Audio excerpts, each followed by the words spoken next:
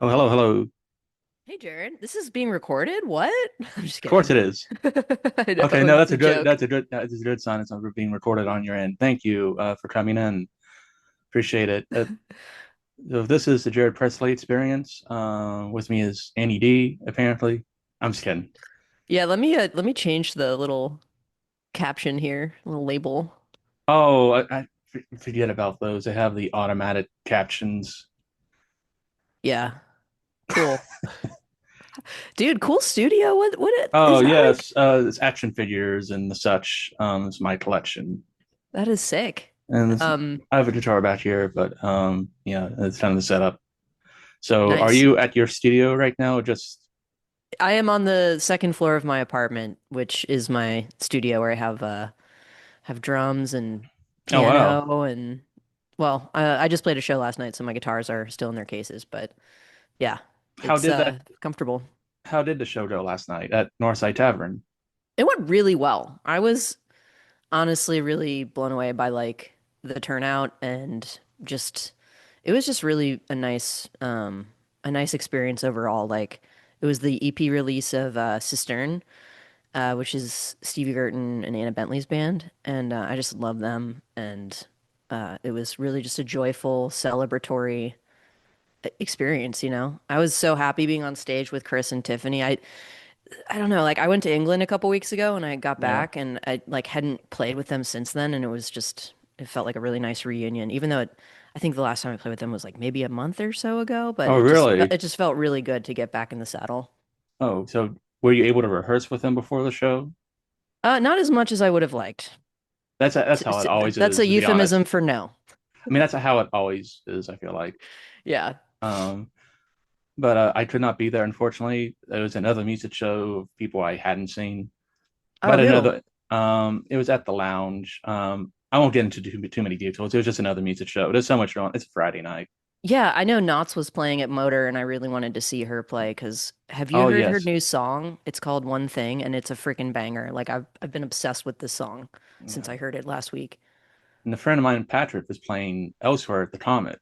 There's all these Oh, shows going on. You know how it is. yeah. If I may ask, what? How did you get into playing music? Like, what inspired you to do that? I started when I was really, really young. So like I was 7 and I have an older brother. He's like 4 years older than me. So he was kind of getting into like MTV and Nirvana and that kind of stuff pretty Yeah, precociously, even for his age, because he was like 11 or 12. But then I was super precociously into MTV and Nirvana and like grunge and even like Britpop when I was really, really young. And my parents were huge Beatles fans. And so I just went through their CD collection and was pretty much instantaneously obsessed. My parents also like had me take piano lessons when I was 5, but it was I think when I was 7, 1994, Nirvana came out or not didn't come out, but yeah. Unplugged in New York I think was the big impetus for me to be like I need to play guitar. One of the first songs I ever learned was Come As You Are. And so yeah, it was just like I was very very young. But my family is I wouldn't say that I come from a super musical family, but they are definitely music appreciators. No, I understand that. I'm kind of well, it's kind of similar. I don't come from a musical family, but I mean, I feel like most people to some degree like music, but it sounds like in your case they really did. I also feel like that's an age thing too. Like my parents also, I mean, they literally like grew up like with the Beatles in that era. Yeah. So I mean, that's something when you grow up in that era. I mean, not that you can't like them now, but it's still different.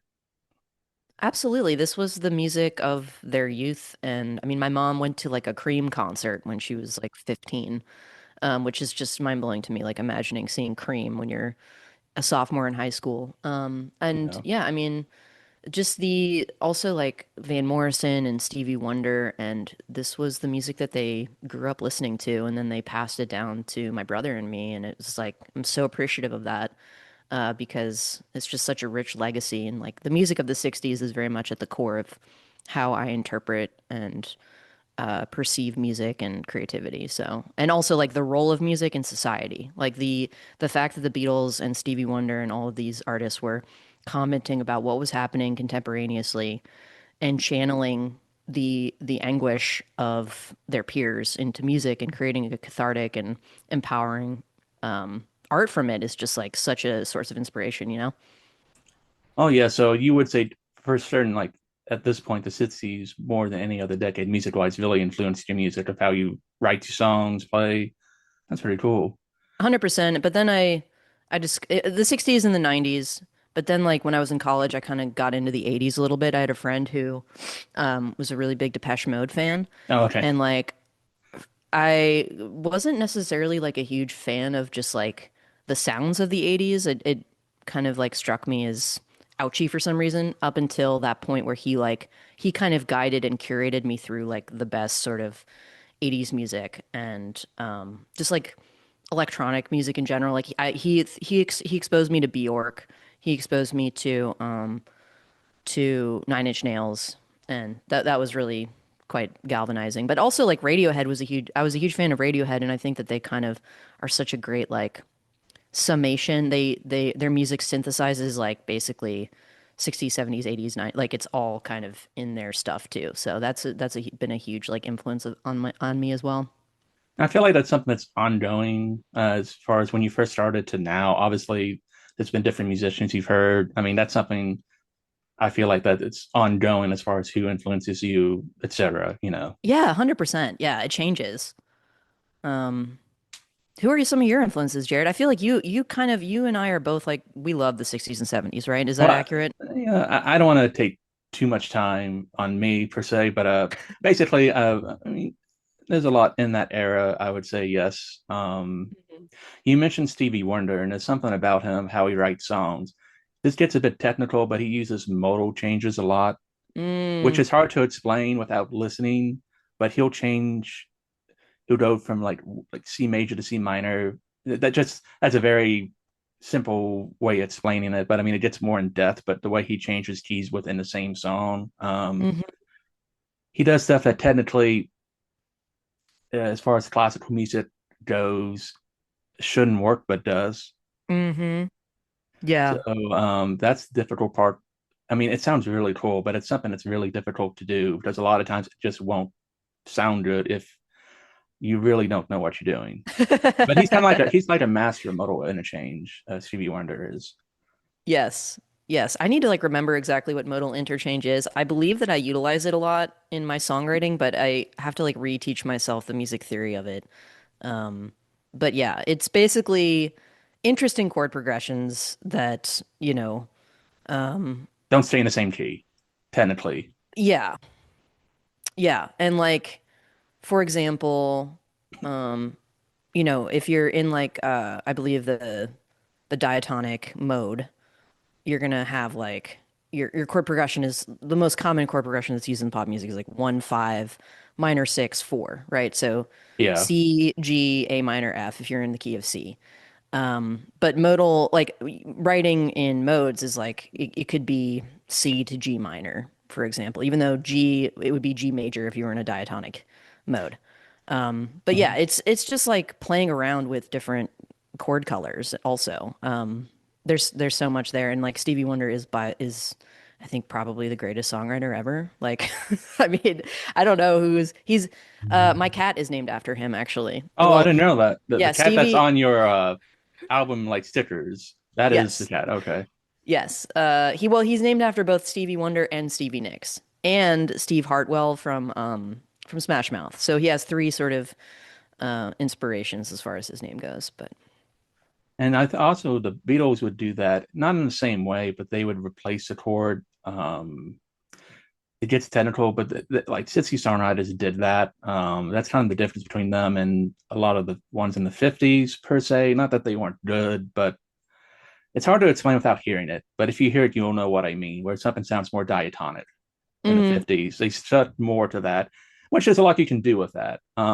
It's not yeah. it's necessarily bad because even then, like the Beatles, they would at different points they would still write songs. Some of them were still pretty diatonic, hmm and you could Yeah. argue which ones were better in comparison. But I mean, you can still write great songs diatonic wise. It just you're limited if you just do that.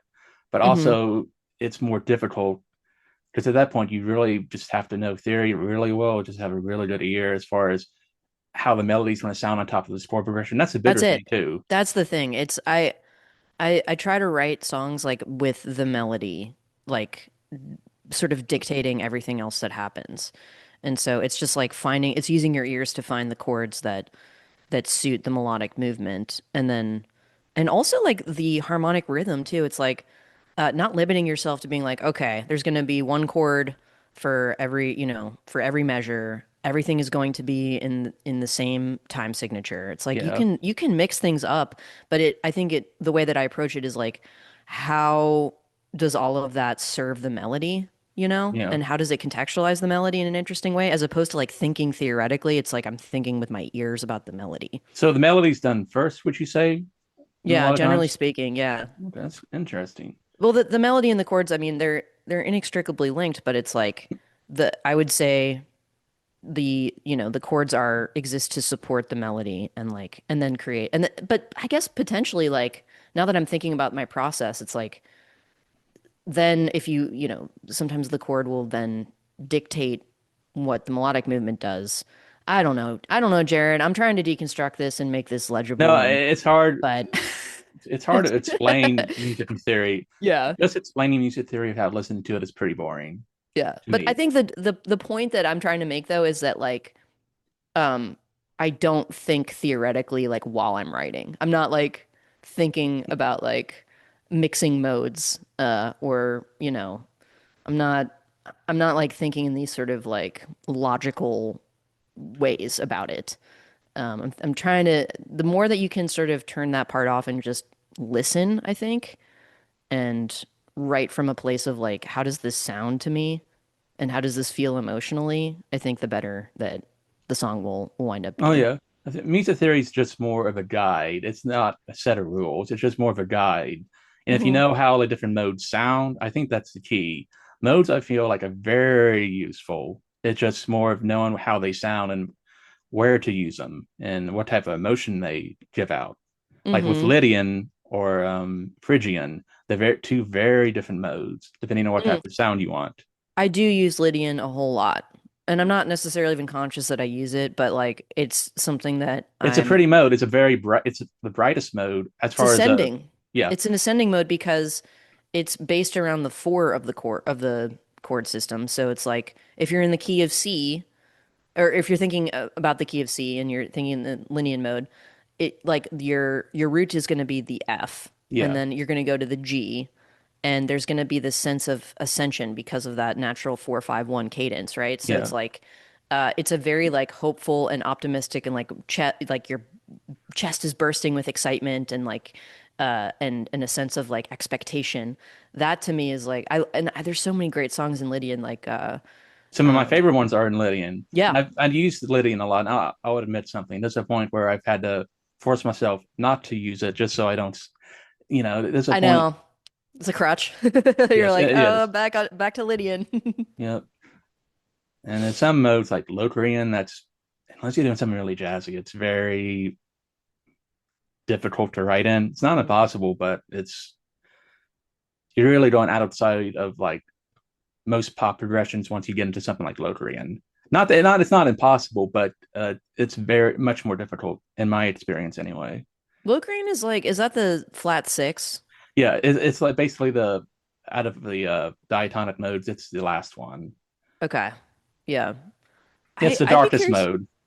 Right. I'd be curious to know what mode my song Embrace for Impact is because I haven't like actually thought about it being I feel like it probably is modal because it's like it's the root is D, but then it goes to B flat, and then it goes to F, and then it goes to B flat, and then it resolves again to D, and it's like It so sounds it like goes. modal interchange. Yeah. Can you explain what modal interchange is again for me? I need to refer. It's Okay, been a long time I'm since I not went to Berkeley. an expert in disclosure. I didn't go to Berkeley. You know more about this stuff than I do, so. Well, some of my favorite musicians went to Berkeley. One of mine did. Well, a couple of them did, but they dropped out. But they. Most of the good ones have dropped out. So one of my favorites, and it's a guitarist. He's really good. I'm not Who's saying that? he's my favorite songwriter, but he's a really good guitarist. Steve Vai. He went to Yeah. Berkeley, and he dropped out because he got a gig with Frank Zappa. And at that point, his thinking was I got this jid, like huge jid. Why would I continue like not go? And he never Hmm. went back. And Yeah. obviously, like let's take the Beatles. They didn't go to Berkeley. And so I mean, No, that is for sure. You do not have to be you do not have to go to Berkeley to be a good musician. that's just how much Uh you put into it. It helps. Don't get me wrong. I've had guitar lessons and music lessons a lot of times in my teenage years and adulthood. I never went to a formal school for it, but mhm. I still, I mean, I'm still learning. So, Yeah, I mean, it's like you don't need formal training, period, to be a great musician. Like but it's, I I mean, don't you learned a lot though. yeah, I mean, I don't remember anything about modes, Jared. Thank you for exposing my Really? lack of knowledge. No, it's fine. But I'm one, just kidding. so with metal interchange, basically it's changing a chord, borrowing a chord from like, if you're in C major, you'd borrow a chord from C minor and put in that progression. That's Okay. one way to look at it. Again, if you get a guitar, it's easier to explain if you hear it. Hmm. Um, Yeah. it, like I said, modal music theory is best applied when you're hearing it.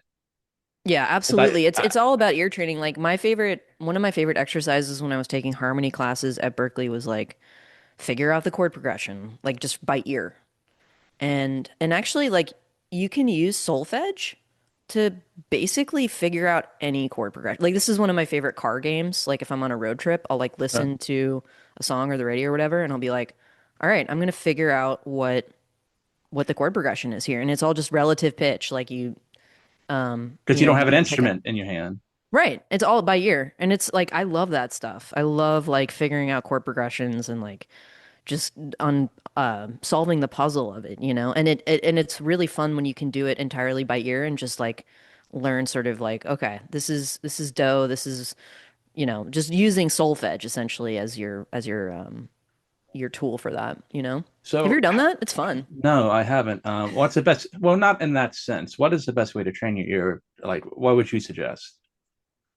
Oh man. I mean, that as an exercise, like just figuring out songs. Like listening to songs and just trying to pick out the melodies, trying to pick out the chord progressions. Like I'm a bass player, so I'm always thinking about like the root, you know? And that is obviously Well, very that important when helps the figuring out the most. chords. Yes, Yeah. that's as far as figuring out a chord progression. That's pretty much vital. Yeah, yeah, because you Um, need to know the root. yes, Unless you have, what's it called when the root is actually not the root? when it's Polychords? inversion, yeah, Inversions, inversion. thank you. Yes, yes. Inversions, yes. Which is one of my favorite things too. And by the way, Oh, this stuff is important. Like I know it is theoretical, but like if I if I write a song, for example, I have a new song called "Peace with Our Love," and there's a one of the chords is a B diminished, and essentially it's functioning as like a C as a G7 because it's like the chord shape is like B F D. So it's functioning like a G7 inverted, but it needs to be played as a B diminished. Like the root of the chord needs to be the B in order to like create the tension yeah, and create the spice. Like so yeah, I'm a stickler about that. Like I utilize very intentional tensions and inversions with my songs because like that's how it needs to sound to create that excitement. Because otherwise, if you're just using entirely like uninverted chords, yeah. or chords without tensions or chords with the wrong tensions. Because Like, it depends don't add a on major seven if it doesn't call for a major seven. You know what I yeah. mean? Because you could be playing technically the same notes in a chord, but if they're in different places, Hmm. and again, it's just Precisely. something it's easier to determine when you're hearing it. Um, and that's why chord charts, they can be useful, but also you kind of have to, sometimes you just have to know. It's hard to explain Hmm. Yeah. or like play around with the different versions if you're looking into doing a song like that way. Hmm. Yeah. That is true. And like I do feel like when I'm trying to learn how to play a song, like I'll get the gist of it. Like I'll get like the general like I'll understand, okay, this is going from like C to G to whatever. But sometimes I'll look it up online and be like, oh, this is actually an inverted chord. And then because I'll know that something is a little bit off. You know what I mean? So getting those nuances is important if you really want to like recreate the song and you want to like do a faithful cover of it, you know? Oh yeah, But for sure. Or I just don't, trying to find a different chord for your own song if there's something that you feel like it's not working, and that happens a yes. lot with songwriting. You're like, this is not really, it. You might have thought it was cool like a few weeks ago, but going back, you feel like there's something a different chord that could be better. That's Yeah. that's one of my struggles, like just being happy with a chord progression.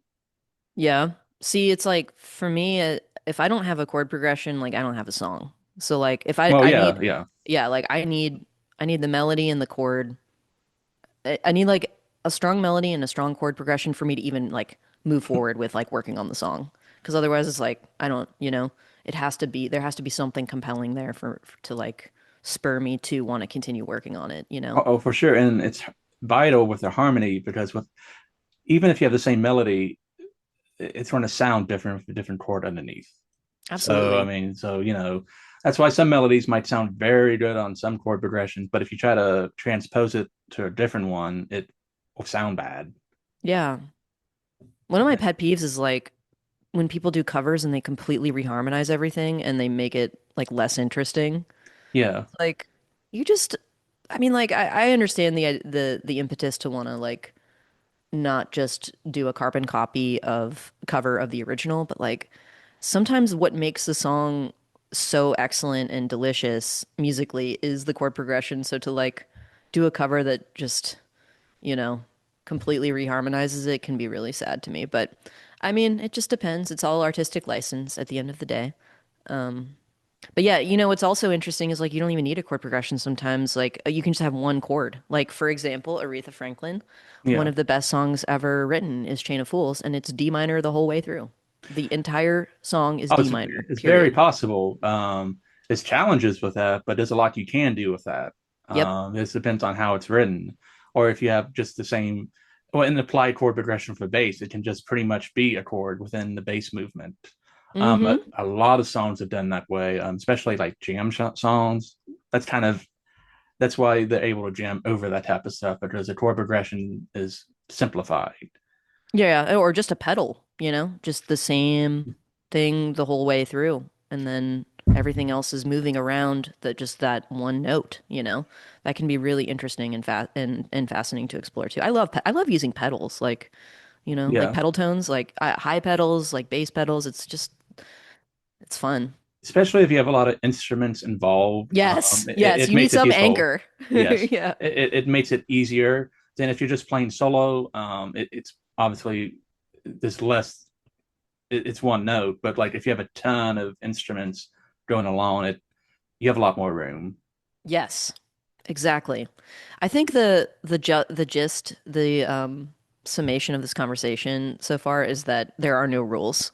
Like, Oh no, because I feel like I started off the conversation being like, yeah, chord progressions are really important. You need to like, be really intentional about using them. And then I was like, actually, you don't really need them all the time. Sometimes you just have one chord. Like, so yeah, but no, it's good to have that knowledge and like of different chord progressions if you want to like do a lot of different types of songwriting.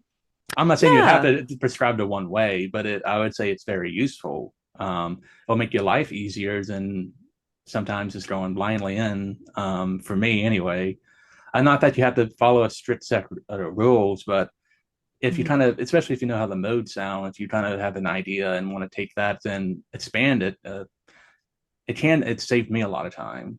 hmm I can't speak with other songwriters, but it saved me a lot of time than me just yeah. trying to play You know, around with chords.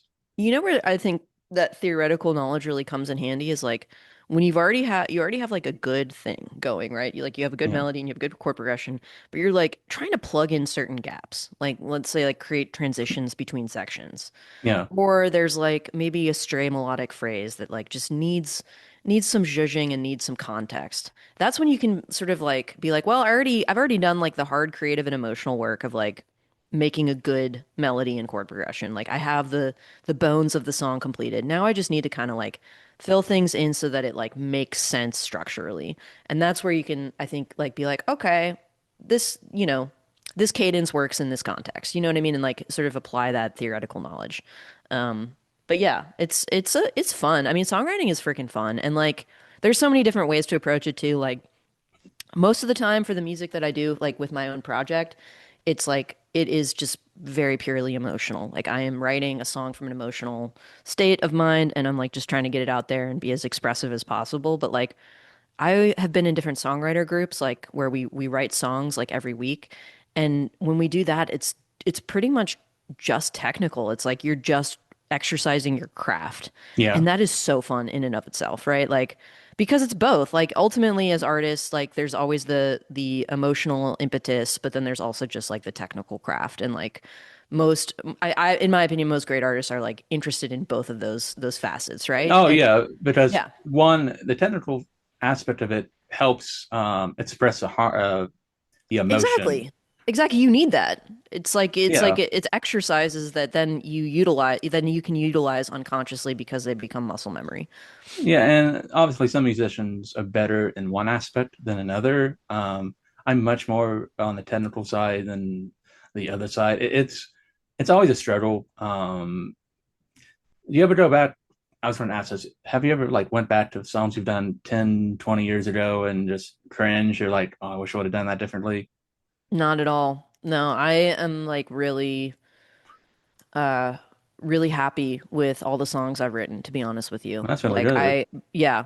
Um and it's because my output is like it's pretty sparse, like considering how long I've been on this planet and like how much I think about music, like Um, I think I write like a good song maybe twice a year if I'm lucky. Like something that I'm like, yes, this song is great. That for me happens like once a year, maybe twice a year, if that. So it's but I'm not entirely sure that's a healthy way of looking at it because well, first of all, there's like other Yeah. songs that I've written that are not great. You know what I mean? That like, but I haven't like finalized them, but they're sketches, they're exercises that then inform the good stuff, I think. But there was a songwriting professor at Berkeley, and he said something that I think is so important and that I would tell anybody who like wants to get into songwriting, which is that write a bunch of crap. Like write as much crap as you can because crap is the fertilizer for good material. And it's like it's 100% true. Like you have to write 10 bad songs to get to one good song. I really think that's the case. But yeah, once the song is done, it's like I feel really good about it. Like, hey, I've completed this thing and I don't feel unresolved about it. I do feel unresolved about the recordings I've done and like the recording process. And the actual like yeah, as far as Yeah. how it sounds in the recording, if Yep. or if you could have had a higher quality studio, if maybe like tone wise, if you could have had different music equipment. Yeah, or Um, like the performances, I mean like that's a huge my part of it. singing. Yeah. That's a huge part of it though with a song. Like you could technically have a really great song, but if it's execute, I'm not saying you, but I'm saying if someone executes it poorly, Yeah, and then that someone is me. Because I'm the one who does the recording and plays it. So I'm not pointing fingers at anybody else in this matter. But yeah, I don't know. I also feel like a song is like kind of a live document. Like it's a work in progress. It's interpretive. Like one thing that I really want to start doing is like doing more charts of my songs, like more notated writing music. out the charts. Yeah, like I have this guy right here. This is Peace for Our Love, and I have it all like charted out and stuff, and That's good, it especially if you're feels working with other musicians. That's very good. it feels really good because it's like then I feel like my artistic like statement is not uh it's not represented by the recording per se, it's represented by like the song itself, like the composition, and I really like thinking like that because then it's like it's live, it exists, however people may want to interpret it in the future and in the present and like I like my work is done as a composer per se, but the recording process can be ongoing. Like people can, record it however they want to, and I love that.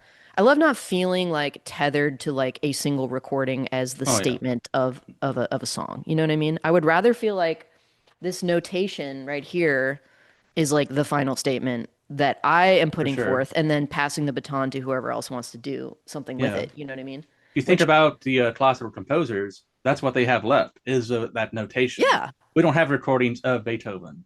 Like it's Right. just that notation. Exactly. And that feels really comfortable to me.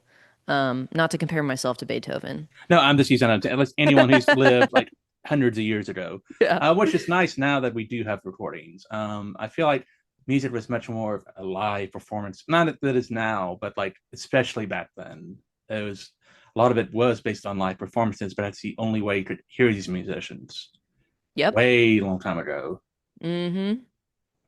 But there's something with song recording because you can also re-record a song, which I've done before. Oh yeah. Which a lot of times it can sound totally different, and I guess that's what's comforting to me when I'm doing a song. If and there's times I've listened back and maybe wish thought something could be in a certain way different.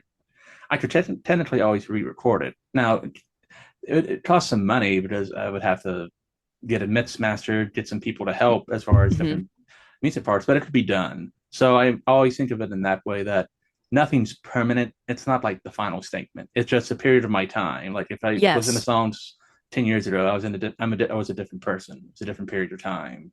That's cool. And that's so true. And yeah.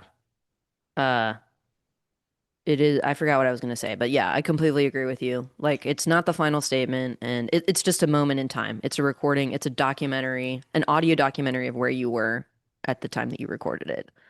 Yeah, and it's just something with like playing music out, especially now. It's really difficult.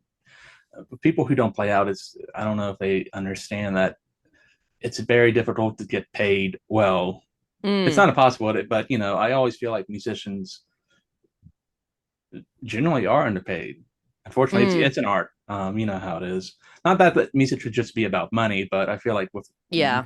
performing live, I mean, I have a whole like thing about that topic that's for me it's like it's so on the nose that I don't like to bore people with it, but like the devaluation of like music yeah, and of journalism, all of that has been a process that really began in like the late 90s and early 2000s, and oh yeah, it's really disturbing to see where it has arrived, but like also it was predictable in many ways.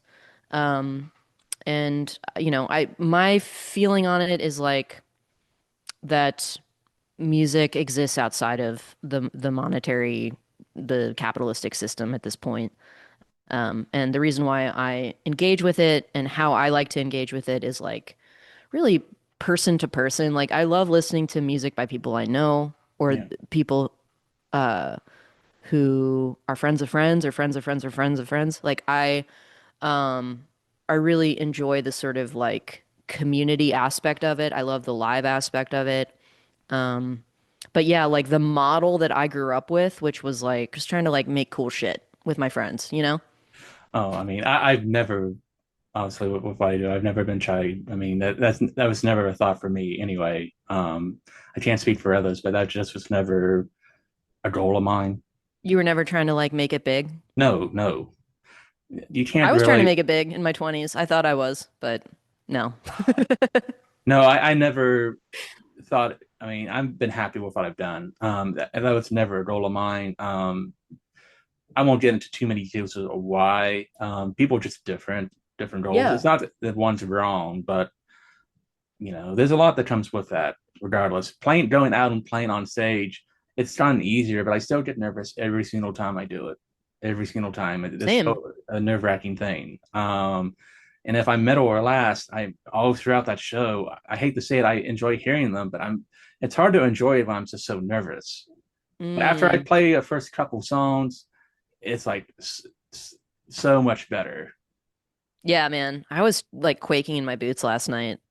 I don't know how many people were at the tavern, maybe like 70 or something, and I was like, "Oh my God, this is crazy." They were all just so attentive and they were so nice and they were so like there to like have a good experience that I just felt this like responsibility as sort of a host of an event. I feel like when you're playing live music, you're kind of like hosting a party and you have to be a genial host and you have to like give people what they came for and like make sure they're taken care of, in their needs and their emotions. And that's like, oh my God, I want to make sure that these people have a good time. So that was the sense of nerves. Oh yes, and totally, totally. It just goes beyond. what you do on the stage because you want the venue to be happy too. It's a Yeah. lot that goes into that. Um, Time's almost up. I appreciate you come on, NED. Is any last thoughts? No, I was kind of hoping that we were going to talk about horror films, but I guess that just I, wasn't on the docket today. no, I got really into the music aspect. Yeah, well, thank you for reminding me that I need to brush up on like my modal interchange music theory knowledge. Yeah, I hope that my statements on this subject don't come across as pedantic. No, they Um, don't. I don't think okay. so. Yeah, I don't know, man. Know the rules, break the rules, don't know the rules, listen with your ears. It's all good. You don't have to be formally trained. You don't have to, it's, If you're happy good with music what is you good do, music. yeah, it Period. really. I mean, if you're happy with what you do, it's what counts. Some people just play in their apartments, and that's where I mean, most of the time that's what I do. I mean, I play out, but I mean, when I practice, a lot of times that's when I play the most, and Yeah. that's what it's relaxing. That's kind of why I started playing guitar. Yeah, exactly. Thank you for bringing this back to actually the key point here, which is like music and creativity are meditation. They're ways to access like a flow state, and they are communal, they are public in many regards, but like for me, it's always been, this is something that I utilize for therapy for myself and Oh to yeah. like feel engaged to some kind of spirituality, feel engaged with what I'm actually feeling. Not, hiding and distracting my emotions from myself. And so yeah, that's the root of it all is like being alone in your apartment, whatever, playing guitar, creating joy from that experience. Oh yeah, that's what I'm going to do tonight. Hell And yeah, dude. yeah, of course, of course. Thank you, Andy. I hope you have a great weekend. I appreciate it. Appreciate you, Jared, and thank you for always like being such a fantastic champion of local music in Cincinnati and like just being such a nice dude who's always down to like give people a thumbs up and a high five, either Well, digitally or in real life. yeah, I know that I appreciate it a lot, and I you're a feel great like musician yourself, and I love what you bring to the table. unfortunately earlier on I ran into a lot of narcissists, and I was like, I know I don't want to be this way. And that's kind of Mm. what if you know what I mean. If you when you there's always those people, but I never wanted to be that way. You certainly So, are not. oh, cool. Congrats. All right, bye. Bye bye.